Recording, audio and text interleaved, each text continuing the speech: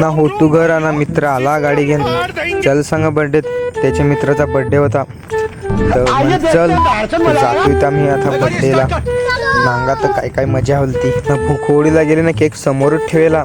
खाऊ का काय बरं, कव्हा बरं पोचतोय ना, कव्हा बरं केक खातो ना. एकदाच्याने ब्रेक दाबून नांगत होतं यो पुढं जायला लागलाय मस्त.